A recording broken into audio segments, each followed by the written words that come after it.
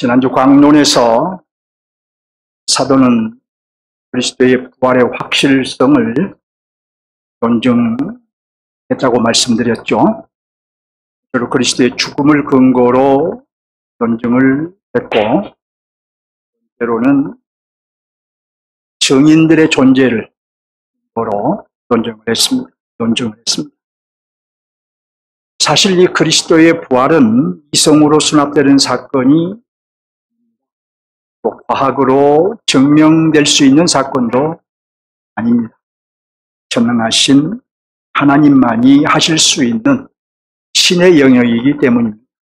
신의 영역을 인간의 이성으로 또는 과학으로 설명하려고 하는 것 자체가 잘못된 시도입니다. 그리스도는 성경대로 오셨으며 성경대로 죽으셨으며 성경대로 부활하셨습니다. 그럼에도 이성으로 수납할 수 없다는 것 때문에 또 과학으로 증명할 수 없다는 것 때문에 믿지 못한다면 그런 마음에 우리의 믿음을 주시는 성령의 역사를 경험하지 못하고 있는 것입니다. 그러나 여러분, 지금 의문이 있다고 해도 실망하지 마십시오. 우리의 부활이 또는 그리스도의 부활이 잘 믿어지지 않는다라고 생각이 들어도 실망하지 마십시오. 이번 기회에 그리스도의 죽음과 부활을 확고히 믿고 또 여러분의 부활을 확신하고 세상을 부활의 소망으로 살아갈 수 있도록 하나님께서 여러분에게 은혜를 주실 줄 믿습니다. 고린도전서 15장은 성도의 부활에 대한 논증입니다. 이를 위해서 사도는 1절로 11절에서 그리스도의 부활을 논증했습니다. 오늘 본문부터는 성도의 부활에 대해서 말합니다. 사도가 고린도전서를 기록한 데는 이유가 있었지요.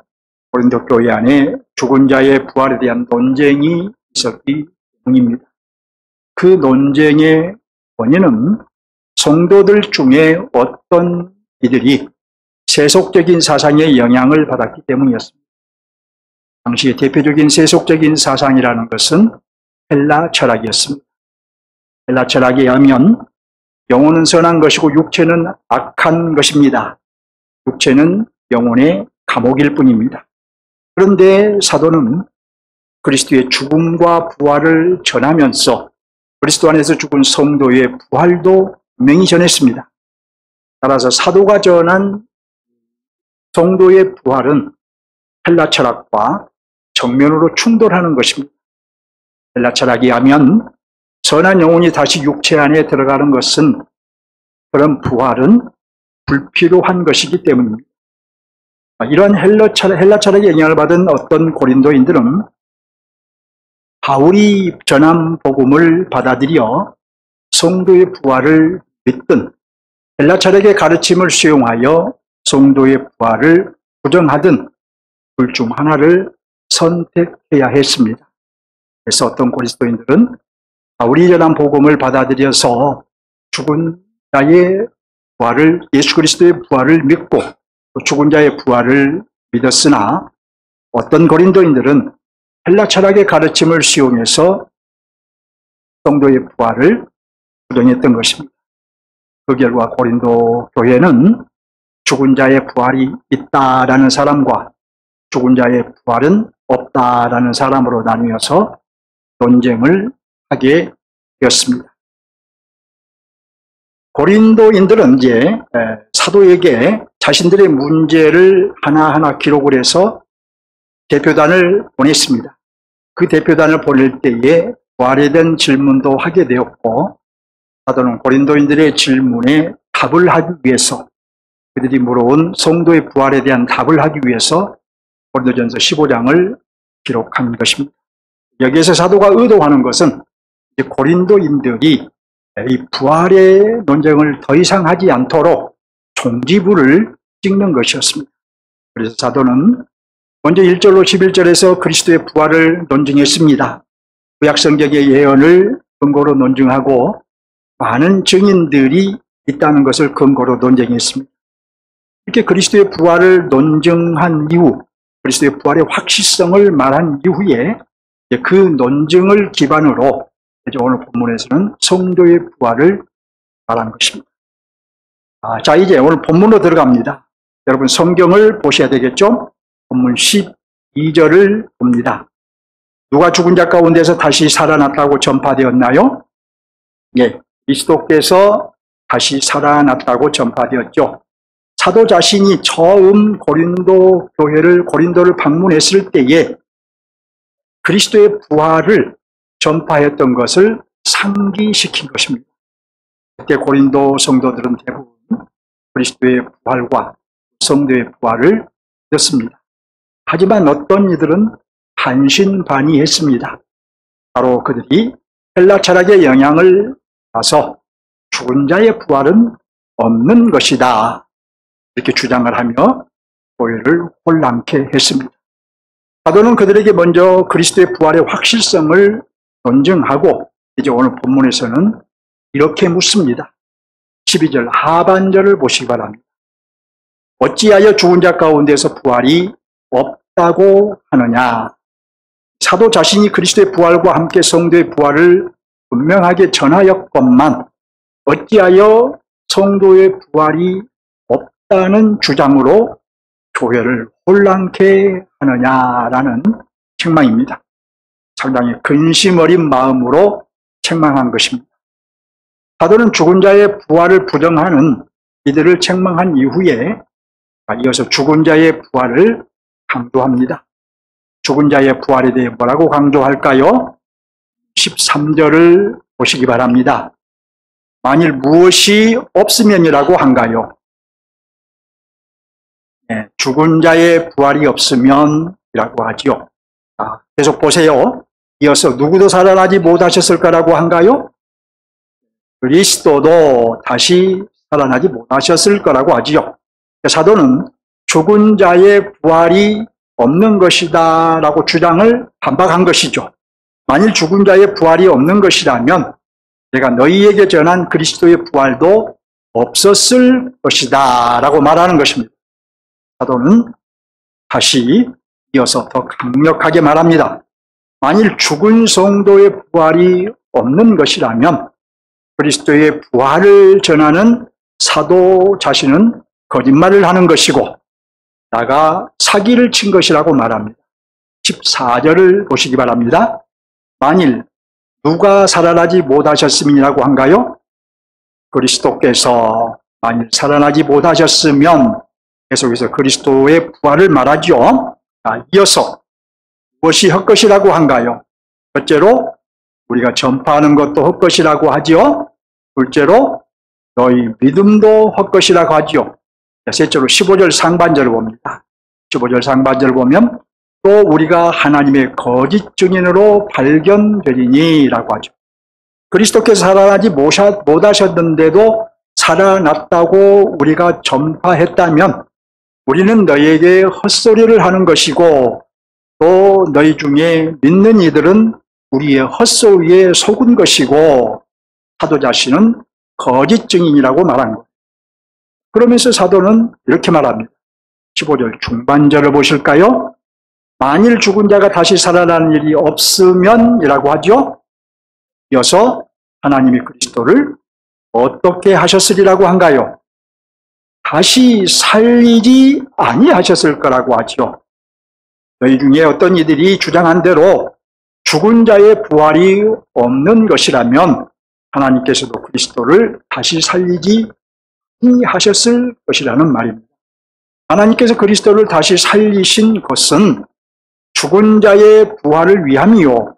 따라서 그리스도의 부활은 죽은 성도의 부활을 명백하게 말한다는 거예요. 여러분 어떻습니까? 자, 이 정도면 그리스도의 부활, 여러분의 부활이 설득이 되어졌나요? 네. 웬만하면 설득이 되었을 거예요. 여기까지만 해도. 하지만 사도는 계속해서 설득을 이어갑니다. 우리 중에도 만일 아직도 자신의 부활이 믿어지지 않는다면, 확신이 서지 않는다면 계속해서 사도의 설득을 들어보시기 바랍니다.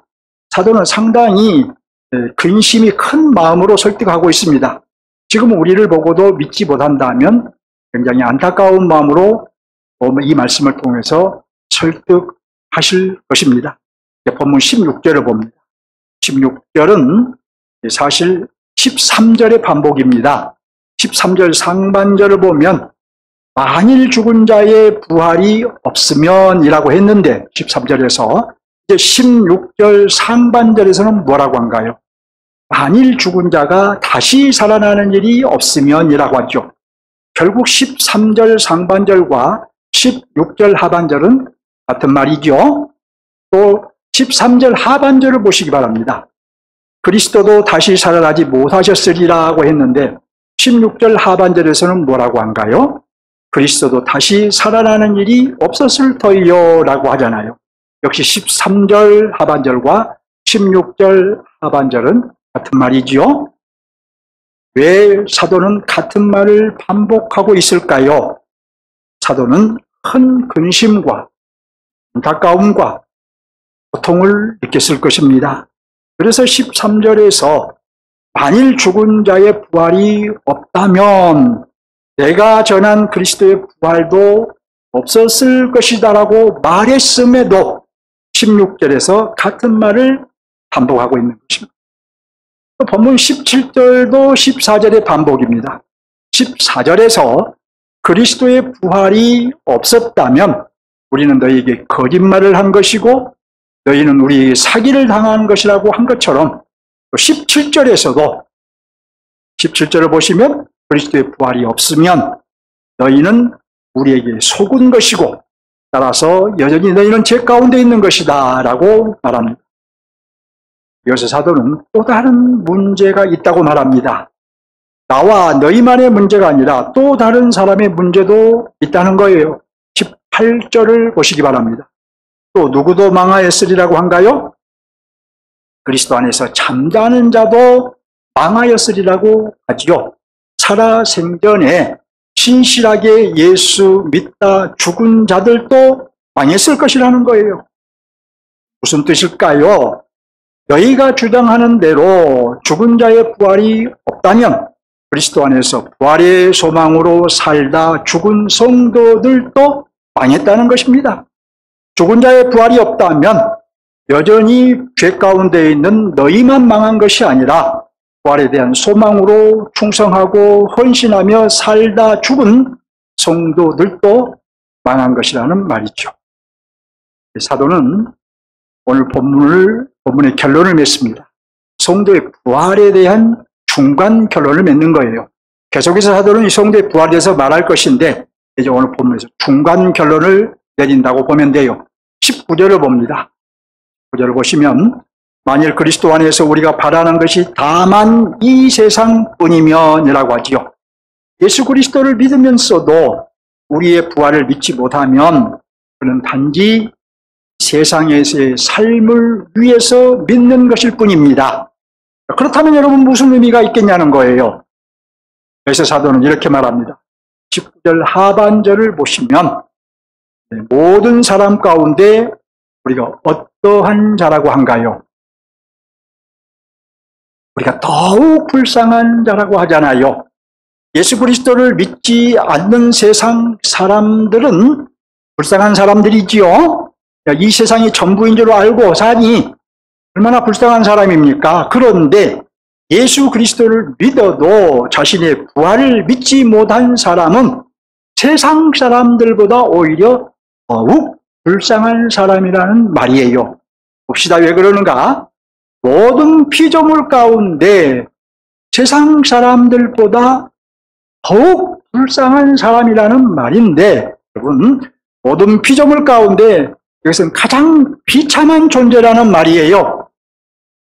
자신의 부활을 믿지 못한 사람은 저 세상 사람들보다도 더 비참한 사람이라는 말입니다.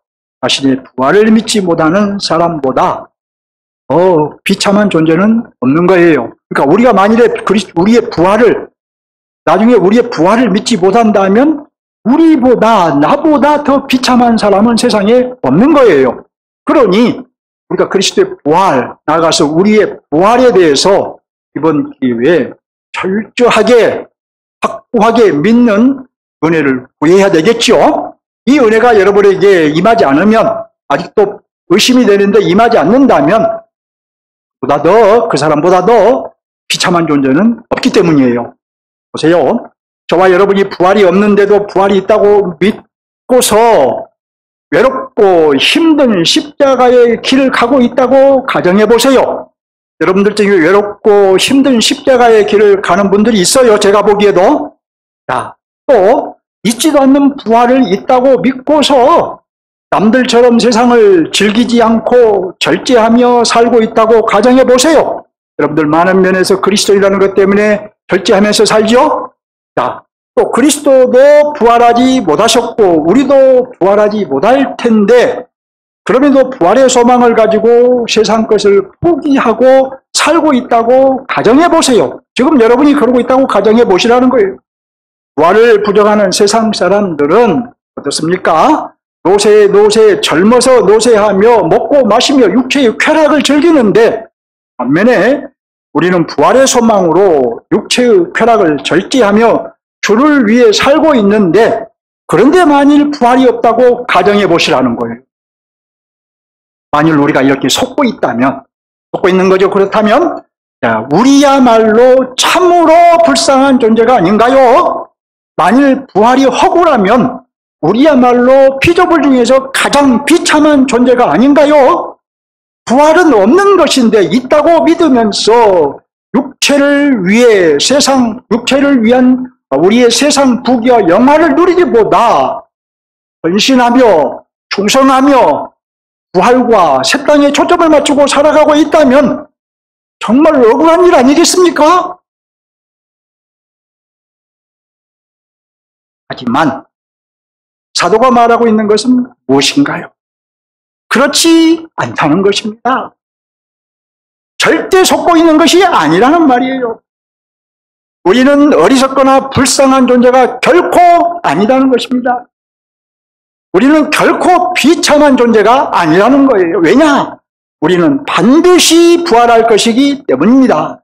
그리스도의 부활이 과거 역사의 분명한 사실이듯이 죽은 성도의 부활 역시 미래 역사의 분명한 사실인 것입니다. 그렇기 때문에 우리는 결코 비참한 존재가 아니라고 사도는 말합니다. 여러분, 본문의 핵심 메시지는 무엇일까요? 고린도 교회 내에는 죽은 자의 부활은 없는 것이다. 이렇게 주장하는 이들이 있었지요. 사도가 이 문제를 길게 다룬 것은 그들로 인해 고린도 교회는 큰 혼란에 빠질 우려가 있었기 때문입니다. 이 말은 고린도 교회가 이단 사설에 의해서 무너질 수도 있었음을 의미합니다. 그래서 사도는 이 문제를 아주 심각하게 인식하고 고린도전서를 기록하면서 이 성도의 부활의 문제를 아주 진지하게 다룬 거예요. 그래서 10절로 11절에서 지난주 강론에서 그리스도의 부활은 누구도 의심할 수 없는, 부정할 수 없는 사실이라고 하면서 먼저 그리스도의 부활의 확실성을 분명하게 말했어요.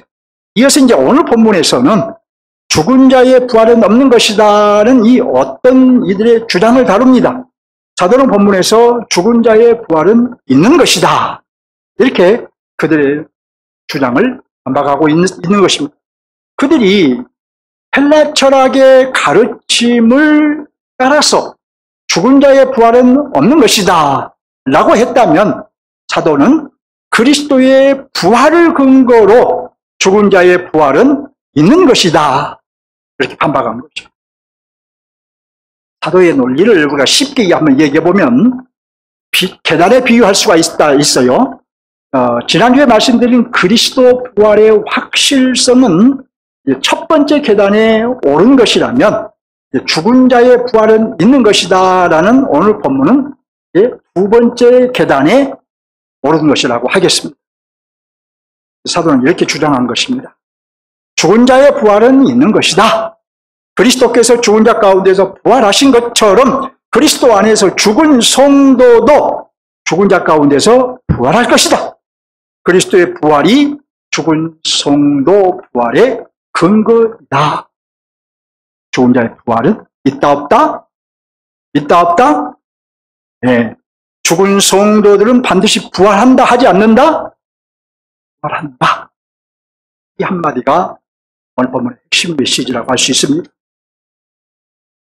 본문을 적용할 차례입니다. 본문의 핵심 메시지를 적용하겠습니다. 본문에서 사도는 죽은 자의 부활은 있다. 죽은 성도는 반드시 부활한다. 이것을 분명히 강조했죠. 그러므로 우리도, 저와 여러분도 확고한 부활 신앙을 갖추는 것이 매우 중요한 일이겠죠. 부활 신앙이란 그럼 무엇일까요? 먼저 그리스도의 부활을 확고히 믿고 그 믿음에 근거하여 자신의 부활을 믿고 이제 부활의 소망으로 사는 것이 부활 신앙입니다. 사도가 1절로 11절에서 먼저 그리스도의 부활을 말하고 이어서 성도의 부활을 말한 것도 이 때문이에요. 본문 14절에서 이 점을 보여줍니다. 그리스도께서 만일 다시 살지 못하셨으면 우리가 전파하는 것도 헛것이요 너희 믿음도 헛것이며 라고 합니다. 이 말씀에 의하면 그리스도께서 부활하셨기에 사도가 전한 성도의 부활은 참이며 고린도인들이 믿었던 그리스도의 부활과 함께 그들의 부활도 참인 거예요. 그리스도께서 사셨기 때문에. 이것은 15절 이하에서도 계속되는 바울의 논쟁입니다. 만일 성도의 부활이 없었으면 우리는 거짓 증언이며 너희 믿음도 헛것이고 너희는 여전히 죄 가운데 있는 것이며 그리스도 안에서 잠자는 자들도 망한 것이고 성도들은 세상에서 가장 불쌍한 자라는 것입니다. 우리가 그리스도의 부활을 우리의 부활을 믿지 못한다면 아까도 말씀드린 대로 우리처럼 비참한 존재가 없는 거예요. 바울이 말하고자 하는 것이 무엇일까요? 기독교 신앙의 초석은 그리스도의 부활이라는 거예요. 먼저 그리스도의 부활을 믿고 그리스도의 부활에 근거하여 성도의 부활을 믿는 것이라는 것입니다. 그리스도의 죽음과 부활을 그러면 이렇게 한번 정리해 봅시다. 부활을 얘기하니까 그럼 그리스도의 죽음은 뭔가? 또 이런 질문을 할 수 있기 때문에 말씀드린 거예요. 첫째로 그리스도의 죽음은 여러분 잘 아신 대로 우리의 모든 죄를 도말하신 사건입니다. 그리스도께서 그의 피로 우리의 모든 죄를 다 씻어버리셨습니다. 그의 피로 우리의 모든 죄를 다 덮어버리셨어요. 둘째로 그리스도의 부활은 우리의 첫 번째 부활. 첫 번째 부활이 뭡니까? 중생이에요. 그리스도의 부활이 바로 우리 중생의 근거가 된 사건입니다. 우리가 예수 믿음으로 첫 번째 부활을 할 수 있는 근거는 곧 성령께서 새 생명으로 우리를 중생시키신 근거는 그리스도께서 부활하셨기 때문이에요. 따라서 그리스도의 죽음과 부활은 공히 우리의 구원 사건이며 동일하게 중요한 사건인 것입니다. 다시 부활신앙으로 돌아갑니다. 왜 부활신앙을 갖추는 것이 중요할까요? 부활신앙은 바로 그리스도의 부활을 믿는 신앙이기에 부활신앙을 갖추지 않으면 구원에 이를 수 없기 때문입니다. 또 부활신앙은 우리의 부활을 믿는 신앙이기에 부활신앙을 갖추지 못하면 부활의 소망을 갖지 못하기 때문이고 부활의 소망을 갖지 못하면 세상을 이길 수 없기 때문입니다.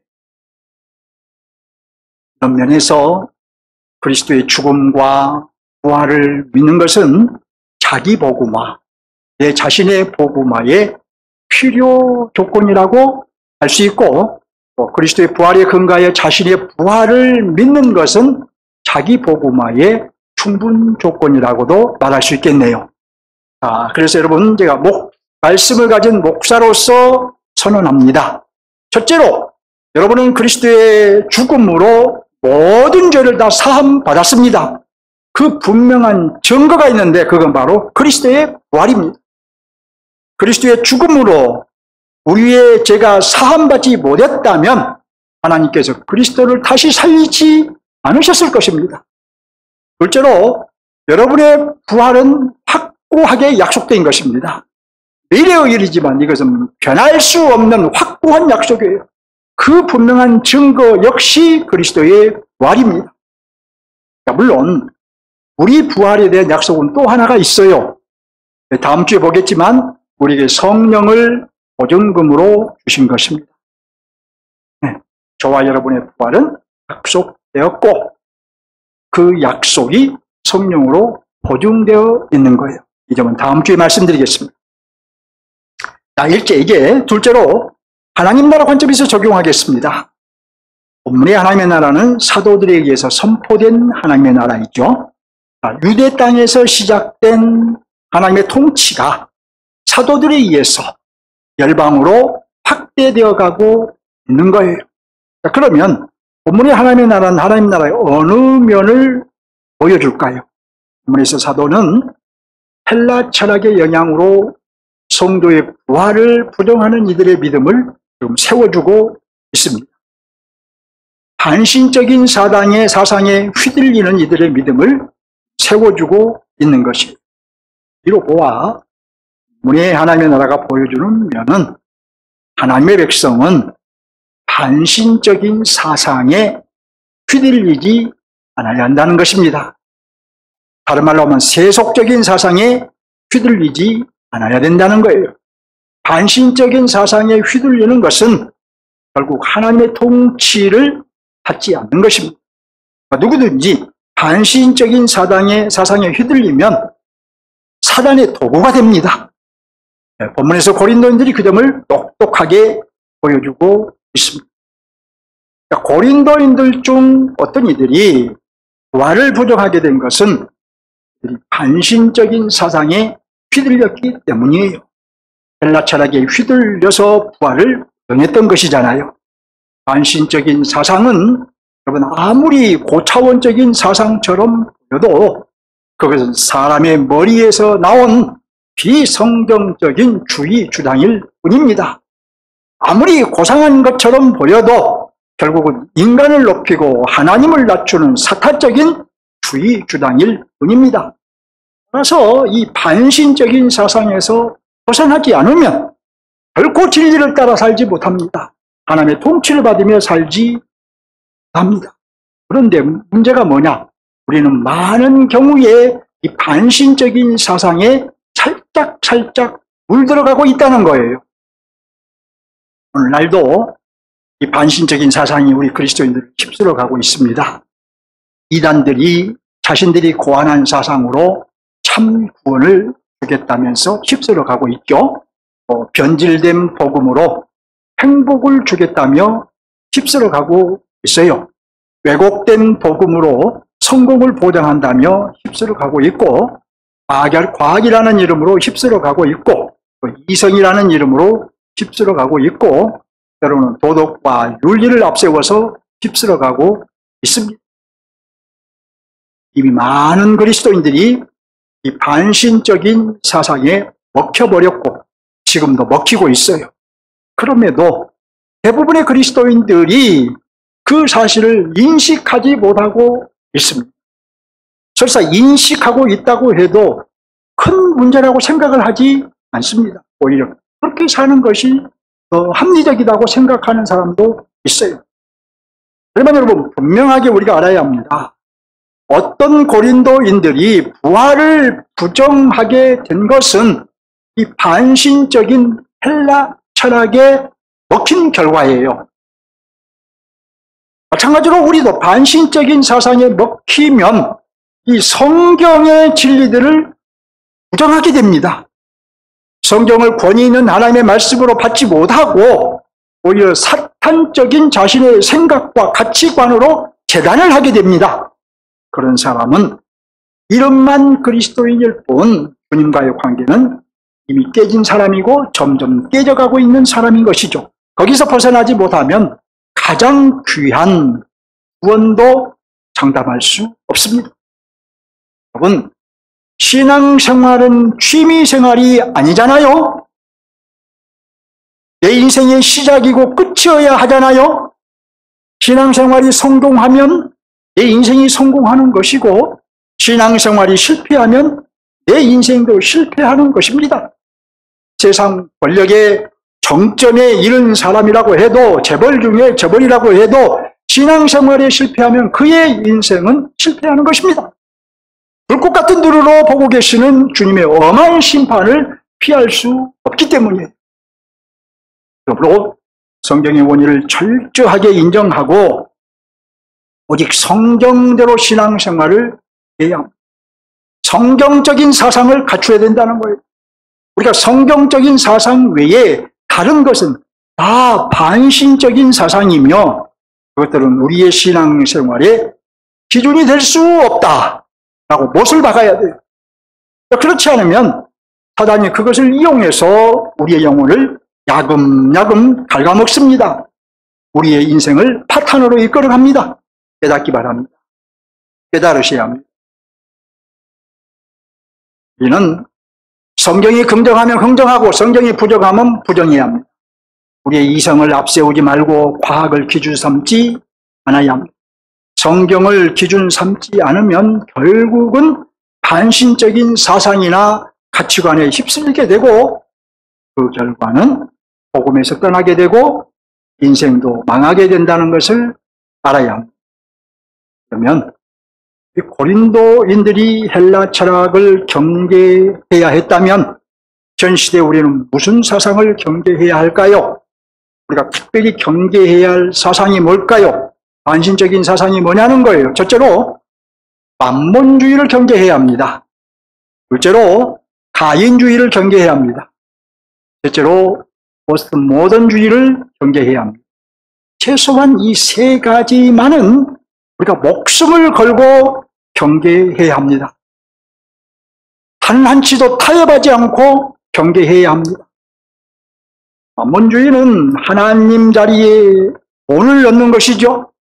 가인주의는 가인이 아벨을 힘으로 죽였던 것처럼 힘으로 타인을 지배하는 것입니다.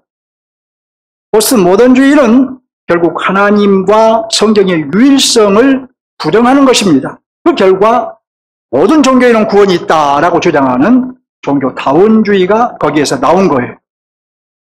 만몬주의와 가인주의와 이 포스트 모던주의는 가장 경계해야 하는 이 시대의 반신적인 사상입니다. 우리를 사단이 원하는 사람으로 만드는 주의 주장들이에요. 우리 그리스도인은 이런 반신적인 사상을 배척하고 오직 성경대로 생각하고 성경이 말한 대로 살고 성경이 이끌어간 대로 성령께서 이끌어가신 대로 우리는 살아야 할 것입니다. 바로 이런 사람이 구별된 사람인 거예요. 성경대로 살지 않고 또 성경의 가르침을 따르지 않고 사람의 통치를 받지 않고 살아가는 사람을 어떻게 우리가 구별된 사람이라고 말할 수 있겠습니까? 우리를 세상에서 구별하신 것은, 우리를 출세상시키신 것은 이렇게 살라고 구별하신 거예요. 그러니까 이런 신자가 거룩한 사람인 거예요. 만일 성경대로 살지 않고 반신적인 사상으로 살면 헬라 철학을 따르고 부활을 부정한 어떤 고린도인들과 같은 이들이 되고 맙니다. 저도 여러분도 정신 차려야 되겠죠? 우리 장년들도 정신 차려야 되고 우리 청년들도 정신 차려야 합니다. 그러면 어떻게 해야 반신적인 사상을 배척하고 우리가 성경을 따를 수 있을까요? 이제는 우리가 어떻게 하면 될까 하는 문제입니다. 여러분, 우리 이성의 소리보다 성경의 소리에 귀를 기울여야 합니다. 이성의 소리보다 성경의 소리에 귀를 기울여야 돼요. 내 욕망의 소리보다 성경의 소리에 귀를 기울여야 합니다. 과학의 주장보다 성경의 주장에 귀를 기울여야 합니다. 다수의 소리보다 성령의 음성을 들어야 합니다.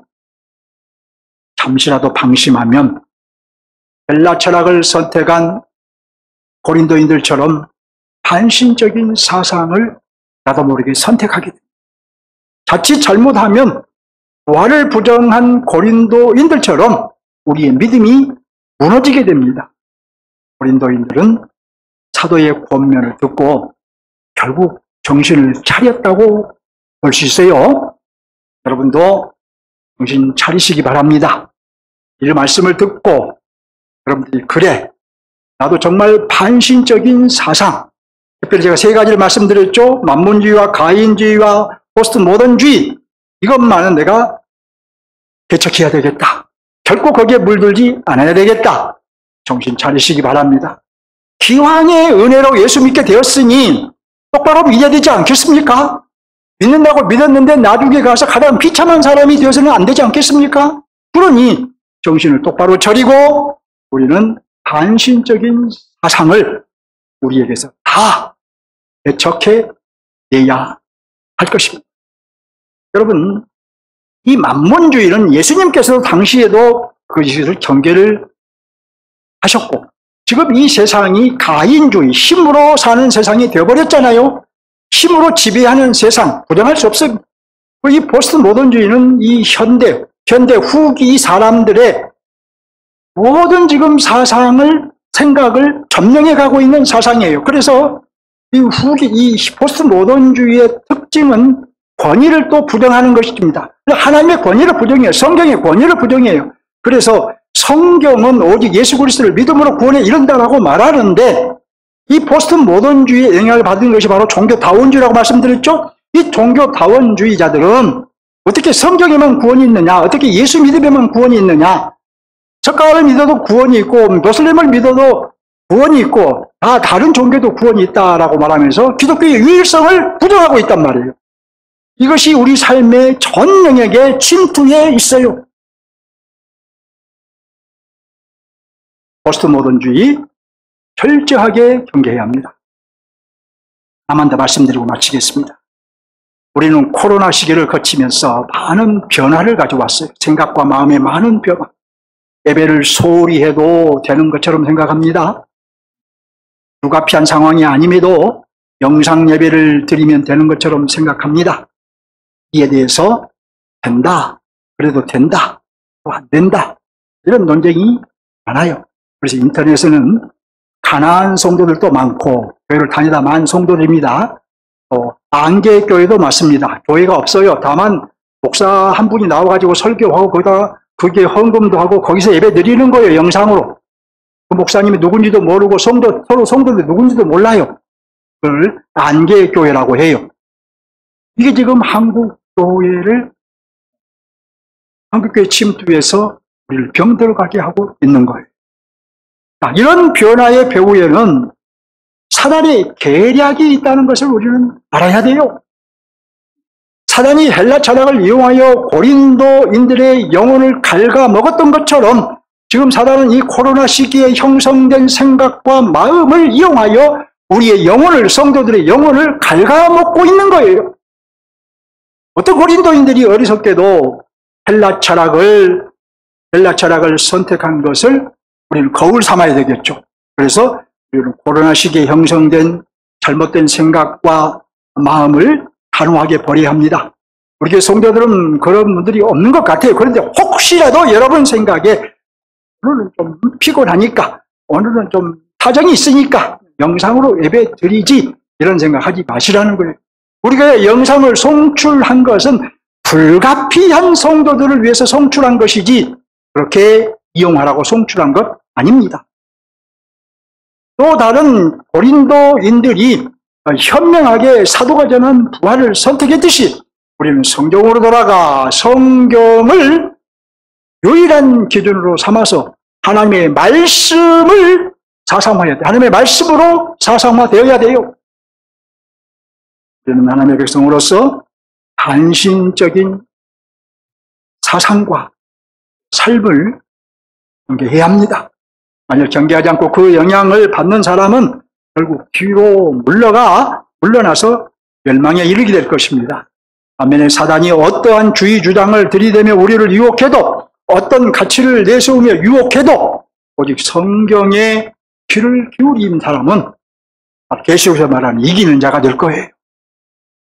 말씀을 맺겠습니다. 오늘 본문은 죽은 성도의 말이 핵심이죠.